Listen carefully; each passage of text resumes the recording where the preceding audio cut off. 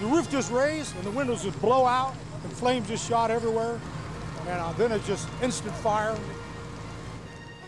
An explosion, instant fire, and a man inside gets out with just seconds to spare. It happened just before 5 o'clock in Delaware Township, northeast of Des Moines. Emily Price has the incredible story of how two men rescued the man inside. Emily? Kevin and Stacy, what happened in Delaware Township is a story of a fast fire, courageous neighbors, and one lucky guy. As soon as you get here through the next truck in, Jack, just hide it right behind my truck. It exploded, just like the roof raised up. And the bottom just pooped like that, and fire shot out through the sides. Maybe I was crazy for running in, but I heard a guy in yelling and screaming to help. And what are you gonna do, stand outside? Two men, biker Mark and Steve Miller, refused to stand and watch the flames grow. I yanked the door open and busted it off the hinges. All there was smoke, insulation everywhere inside the house. It was just total destruction. I mean, just devastation. It was crazy. We tried to pick him up, but he's 600 pounds. We got him out on the ground, and he collapsed, but the fire started getting hotter and hotter and hotter. And so we started just rolling him across the street and rolled him down into my ditch. His cat was in there, but I couldn't get his cat out. And I started going in, and I turned around and came back out, and I did. About 30 seconds later, it was up, gone. The fire was so fast, so hot, and melted the siding on the homes next door. Firefighters from Ankeny, Sailor Township, and Delaware Township battled together, evacuating neighbors and fighting the flames. I'm just kind of glad that my house didn't catch on fire. You know, that's one thing I was worried about, too, but this house right next door. His home was saved, and so was the man he fought to find. It's all skin on his hands was melted off. We got skin just falling off of his arms. Badly injured, but able to talk and leave clues about what started it all. He was always coherent. He said a gas explosion happened, and that's what it looked like. Just kaboom. He just said, I had a gas leak, and I said, you're lucky. That man had severe burns on his hands, chest, and stomach. We don't know his exact condition tonight, but thanks to two neighbors, he is alive. And we heard one of those neighbors talking about a gas leak. Is that the definite cause, Emily? Well, they say it will take some time to know for sure, but that is what it's looking like tonight. All right, Emily, thank you very much. We also caught another view of this fire via the I-235 and Euclid DOT traffic cam. The smoke so black, so thick, it could be seen for miles. Now, more destruction to tell you about, this one to our south. Governor Branstad has officially declared Taylor County a disaster area following last night's tornadoes in Lenox. Patrick Bell gives us a new look at the damage. Yeah, Stacey and Kevin, the National Weather Service now says not one but two twisters tore through Lenox, toppling trees, damaging homes, and nearly destroying the town's prized city park. And despite the damage, folks there are counting their blessings tonight. A very big mess in a very small town. Just luck of the draw, and we weren't that lucky. 1,200 people, give or take a few, live in Lenox, and many of them are picking up the pieces after two tornadoes rolled through Wednesday night, leaving 60 homes and 35 city blocks heavily damaged. We saw this stuff. It was like just a big gray, like, swish of crap in the air. Jessica Miller's 11-year-old son, Austin, was home alone when the twisters touched down. He said, "Mommy, there's glass breaking. It's loud. It's crackling. It's loud." And I think the house is going. And I'm like, Austin, and I mean, I was like 2 blocks away. I could not get here. And it was like the worst feeling. I can't even explain it. Moments later, she ran through the front door yelling his name. He was just like, "Mommy, I'm so scared. I'm so scared." And he ended up getting in the dryer. That's right. This little boy was so frightened he somehow folded himself into the family's dryer. I think he's a very smart boy to get in there. Down the street, Justin Moen can't believe his towering shade tree tumbled through his roof. No, that's not normally there. And though Lenox is battered and bruised, everyone is thankful that no one was injured. And the fire chief tells us one person was trapped for a short time after a tree fell on his house. And those tornadoes, believe it or not, were two of the weaker twisters on the enhanced Fujita scale. And John, those tornadoes were officially ruled as what, EF0 and EF1? That's correct. That's winds up to about 105 miles an hour in the strongest one. So strong enough to take parts of roofs off, but not to totally demolish a house out there. And it was one big whirl with little whirls circulating around it. So that's why they had one tornado, and then the second one came in on its heels. The power is just amazing, isn't it? Yep. But, it really is. Got off good. No injuries, no fatalities. That's the way we like it. Super Doppler forecast. A little stormy out there tonight. We've had a lot of severe thunderstorm warnings. Not picking up any damage, though. Most of the hail's been running around an inch, maybe inch and a quarter, getting up around golf ball size. Live view now from Greene County extending on up into Webster County, on up to Hamilton County, a line of some strong storms right now just below severe limits. Take you in for a little closer view north of Lehigh around Duncombe. Very heavy rain, much like yesterday. Lots of moisture in the atmosphere. You're going to pick up a quick shot of an inch of rain or so, but most of the hail now running below 1/2 inch. Weather headlines: hail to an inch or so for the next couple of hours. Should taper off overnight. Still some gusty winds, but no wind damage is being reported from these storms. But the cold front will be moving through toward morning. That is going to result in sharp cooling for Friday. Thank you, John. A high-speed chase last month in Boone County ends when the deputy's car flips 6 times. And tonight we're getting a new look at the chase and the crash from the squad car's in-car camera. Angie Hunt's in the Ames Live Link with this amazing video. Angie. Well, Stacey, it took some time for that video to be recovered because of the crash. But as you'll see, it started when the deputy was responding to several 911 calls of an erratic driver on Highway 30. This is the suspect vehicle here. You can see he's pulling away from traffic. That's as close as Deputy Andrew Godzicki would get to 21-year-old Spencer Welch. By the time Godzicki could turn around, Welch was long gone. We've all turned around on people going 80 miles an hour many a times, and there comes to a point where I should have caught up to him, and it just never happened. Godzicki initially clocked Welch going 81 near Ogden. In this dash cam video, you see Godzicki speeding by the other drivers on Highway 30. Based on his own speed, Godzicki can only guess how fast Welch was driving. I got up to 120 and still never closed the gap. Godzicki finally spotted Welch near Seven Oaks Recreation, but had to quickly maneuver around another car. And I could see him going that way, and so I picked up the mic and I called it out northbound on L Avenue, and then I realized I'm way too close to this car and I had to take evasive action, and I tried to get over, but as the video showed, it didn't work out. Godzicki's car rolled 6 times. It just all happened so fast. It's the type of accident he's responded to before, but typically with such high speeds, it's rare the driver survives. How I walked away with relatively little injuries it's a mystery. And Godzicki knows he is very lucky. He had a few more aches and pains, he says, than he expected, but he is back at work and feeling a lot better. Godzicki said he is thankful for all the drivers who did stop that morning. Of course, everything was just strewn all over the road, and they helped getting his equipment and all of his evidence bags back in his possession. It makes you shudder when you see that car and what bad shape that thing is in. What about the driver that he was chasing, Angie? Yeah, deputies had a pretty good idea who it was, and they were able to catch up with Spencer Welch of Boone later where he works. He's been charged with reckless driving and speeding. Okay. Angie Hunt in the Ames Live Link tonight. Thanks, Angie. Early last night, Interstate 80 in Jasper County was the scene of another head-on collision. As Laura Nichols reports, this stretch of road has become notorious for this particular type of crash. I'm on Interstate 80 about 3 miles east of Mingo, where this busy stretch of interstate turned deadly last night when a car crossed over the median and hit another head-on. 59-year-old Tim Nelson of Newton was killed in that crash. His car was hit by a minivan that crossed the median. The 3 people in the van were injured. The DOT says this is one of the most dangerous stretches of interstate because of the high traffic volume and no cable medians. You can see orange cones where cable medians are in the beginning stage of being installed.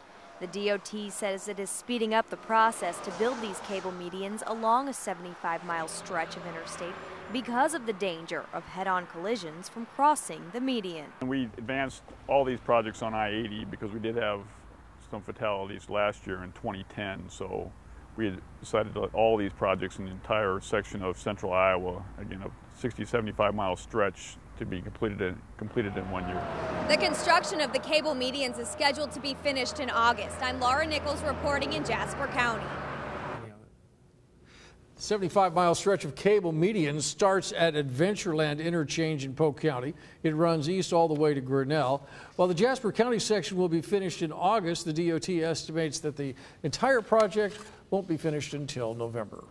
We have new information in a couple of court cases we're following. First, a Des Moines man who killed his wife in April of last year is found guilty of first-degree murder.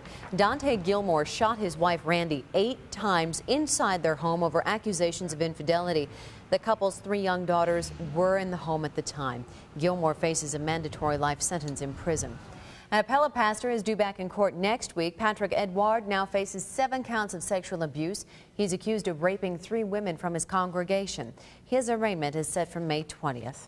And still ahead tonight at 10, we take you back behind bars. Kerry Gavin goes inside the maximum security area of the Polk County Jail. That's where the most dangerous criminals are housed. It's a revealing look at life under the lockdown. Next. Every day, dozens of people are arrested and booked into the Polk County Jail. Last night at 10, News Channel 8's Kerry Gavin became one of them. From the handcuffs to the orange jumpsuit, even the mugshot. Tonight, Kerry continues that process to give us an inside look behind bars. Kerry? Kevin and Stacy, hundreds of inmates are housed at the Polk County Jail while serving a sentence that's less than 1 year or while they await trial. Now, my time in jail was short, but it was an eye-opening experience I'll never forget.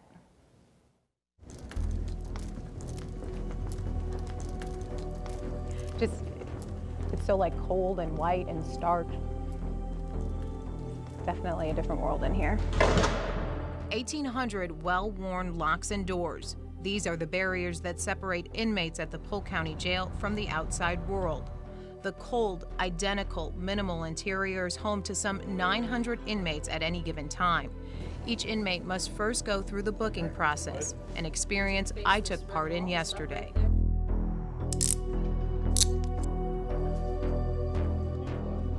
If you're still not able to post bond, or if you don't have a bond at that point, then you would be assigned after classification to one of the housing units. Once assigned, the orange jumpsuit is traded in for a new jail uniform, color-coded to let everyone know where you should be. The orange and white and the green and white are just general population. The pink is the inmates who will be in the high security or maximum security area, and they would be our inmates that we need to be the most cautious around. And then our inmate workers wear yellow and green. There are several housing units or pods at the jail. This is the maximum security unit. One of the differences is the amount of people that would be assigned to this unit. There would only be up to 32 people, and they would all be assigned to an individual cell. In our other housing units, you can have up to 64 people. For our safety and theirs, we do not go into a housing unit with inmates, but this unit is similar to the others. It's more of an open housing unit. There generally aren't doors on the cells, and there would be at least 2 people assigned there. Each housing unit has 2 tiers with tables in the center, telephones, and visitation units. Calls are limited to 20 minutes and must be paid for by the inmates. 2 20-minute video visitations are allowed per week. Inside each cell, a bed, a desk, and a toilet with wash basin. These are the indelicate aspects of life in jail, as there is no privacy. We don't have too many problems here at the jail. Most people do learn to get along. One detention officer is assigned to watch over each housing unit, 2 in the maximum security area. During the day, inmates follow a regimented schedule and routine. Generally, you start showers in the morning. Breakfast time is around 6:30. Lunchtime is around 11:30. We have another shift change a few hours after that. And then supper time is about 6 or 6:30. The lights would get shut off about 10 or 10:30 at night, and that would include all the lights in this housing unit. 330 cameras and 3,000 intercoms keep watch over the jail at all times. A central control center just outside each housing unit keeps even closer surveillance. For every inmate, the expectations and rules are the same. There is no special treatment here. You see the full range of societal status that comes in here, and so people make mistakes, and sometimes they make ones and get caught and end up in jail, and it could definitely happen to anybody. Like I said earlier, my time in jail was short. I wasn't convicted of any crime. And one thing I really realized during my time there is that the officers working there certainly realize that inmates come from all walks of life and they do treat them with respect. But Sergeant Rooker says that respect has to be earned by both the inmates and the officers. And as you saw there are definitely a lot of rules in jail. And to make sure all the inmates understand what is expected of them, they get this 40-page jail rule handbook. After they're booked, it outlines everything that they can do, what they are expected to do, and of course, what not to do. If you want to check it out, we've put a link on our website so you can know all the rules of the Polk County Jail. But they're very businesslike there, aren't they? Very businesslike. Serious, you know, and a lot of respect. I saw a lot of respect by both the inmates and the officers. All right, Carrie, thanks. Super Doppler forecast cooling down next. Welcome back. Quick look at that security cam video from Lenox as the winds start getting up around 70, 80 miles an hour. You can watch how even heavy debris, timber, everything starts to go. And interesting that you had a car driving through there right as it was happening. So anyway, good news, not a whole lot of injuries down there, nothing serious, just a whole lot of cleanup. 73 right now, 63 the dew point. 71% still on the warm side of the front with a southwest wind, pressure 2976. Live Super Doppler HD still pretty busy. Strongest storm right now located up to the north Wright County. Non-severe storms scattered to the south, down around just south of Fort Dodge. And reports generally coming in at about 3/4 inch to about 8/10 of an inch for the hail. But remember, we've changed the hail criteria to 1 inch. So unless it's over 1 inch now, not actually considered severe. Strongest storms we mentioned up to the north. It's moving north for only about 20 miles an hour. It's going to be heading up toward Clarion in the next couple of minutes, including the Clarion Goldfield Community School, which is one of the spots. We've got a school net site. Rainfall amounts from our school nets: Fort Dodge 8/10 of an inch, Algona about 4/10, the Zoo about the same, Pocahontas up to the north, stormy day there, 43/100, and Humboldt at about 4/10 of an inch. This is still in effect until 1 a.m. Severe thunderstorm watch. The good news is things seem to be winding down a little bit. You can see the contrast in temps. 50s now to the north of the front, still 70s out ahead of it, and that's where the storms have been firing up. And we also have this big low pressure area out in Nebraska, and as that thing moves across, still the potential in the next couple hours or so of some storms getting at least close to severe limits. But the tornado watch, which has been in effect for Nebraska, was just canceled, so that is good news. As the low moves across, our winds tonight will gradually switch to the northwest by around 4 or 5 in the morning. That'll bring in the cool air. Tomorrow, definitely a different day. Temperatures only in the 50s and 60s. So for tonight, the rain gradually pushing out to the south and east. During the day tomorrow, some lingering light showers, gusty winds, and low clouds. We'll clear things out just a little bit on Saturday, at least partly cloudy from time to time, but still a very cool day. And then by Saturday evening, an area of light rain will move in and be with us into early Sunday. 56 tonight, scattered storms.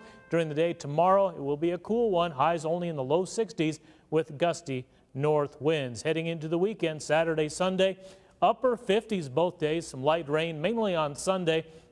Heading on through the extended period, we're talking about temperatures slowly recovering back into the upper 60s to near 70 by midweek.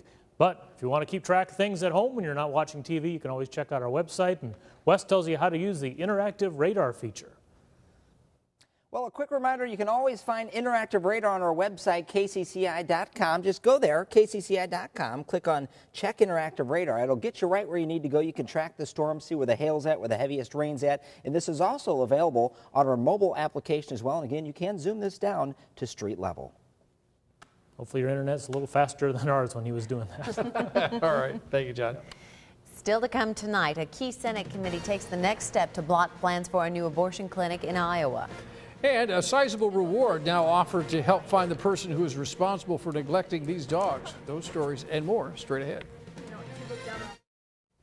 News from the State House tonight. A key Senate committee approves a measure to specifically block a new abortion clinic in Iowa. There's a Nebraska doctor who wants to open a clinic in Council Bluffs, but the bill states that 20-week abortions could only be performed in cities that have hospitals which offer intensive care for infants. Right now, only Davenport, Cedar Rapids, Iowa City, and Des Moines meet that requirement. The bill now heads to the full Senate. New a $10 and $800 reward is now being offered for information in a Story County animal abuse case. We first showed you this video last night at 10. 2 boxers were found along with their cages in a rural ditch near Maxwell. Both dogs weighed just 20 pounds. These animals should actually weigh somewhere between 55 to 75 pounds. If you have any information, call Story County Animal Control 515-382-3338. Commitment 2012 coverage now. This news just coming in as Republican Ron Paul is expected to make it official tomorrow. He is running for president. The Texas congressman was here in Iowa on Tuesday to open a campaign office in Ankeny. Former House Speaker Newt Gingrich just announced his candidacy officially yesterday and is planning to return to Iowa next week. He said early today he will make 17 stops across the state. Sports director Andy Garman in now. We've got some Bulls highlights, huh? Playoffs rolling on, and we're now down to the Eastern Conference Finals. The semifinals come to an end today with a lopsided performance. We'll show you the highlights next on Iowa Sports Leader.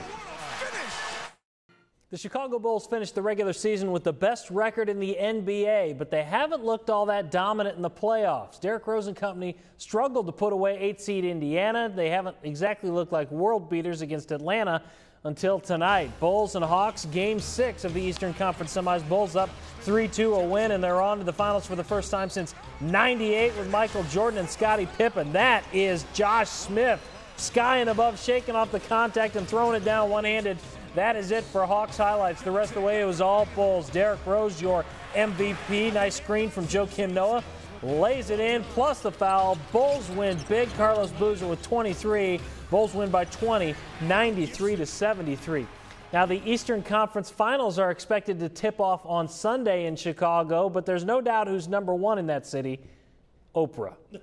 Oprah Winfrey has reserved the United Center for show tapings Monday and Tuesday, which means instead of Tuesday being Game 2 in the Eastern Conference Finals, the NBA gets an extra day off before playing on Wednesday. Congratulations to a pair of Hoopers with Iowa ties today, chosen to try out for the USA Basketball Under-19 All-Star team. Iowa freshman Melson Basabi and former Ames High standout Doug McDermott, 2 of the 17 guys who will try to make the squad. 16 countries will battle in the U19 World Championship Tournament, June 30th through July 10th in Latvia. Iowa Cubs hoping for a split in a doubleheader at Colorado Springs. They lost Game 1 11-5, but they come back now leading 11-8. Colorado Springs has narrowed the gap with a furious couple of innings out there in the rare air. Big Cubs and Cardinals. That's not Tony La Russa. That's Kyle Loesch standing in for his manager.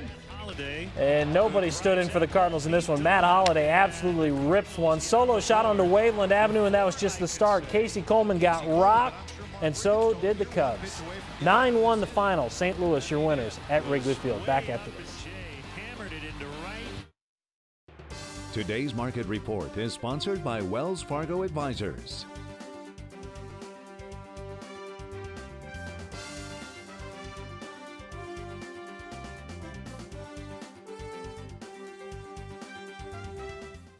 Hail to about an inch. That'll be the main threat overnight. Live Super Doppler still showing a strong storm up around Clarion. That did produce hail right at 1 inch just a bit ago. Other stronger storms will continue on and off tonight, followed by much colder temperatures during the day tomorrow. Here's the latest look up north. You can see that storm is wound down just a bit. Thank you very much, John. And of course, as always, check out the latest in news, weather, and everything else, including your traffic, bright and early tomorrow morning starting at 4:30. Thanks for joining us. Late Show coming up next.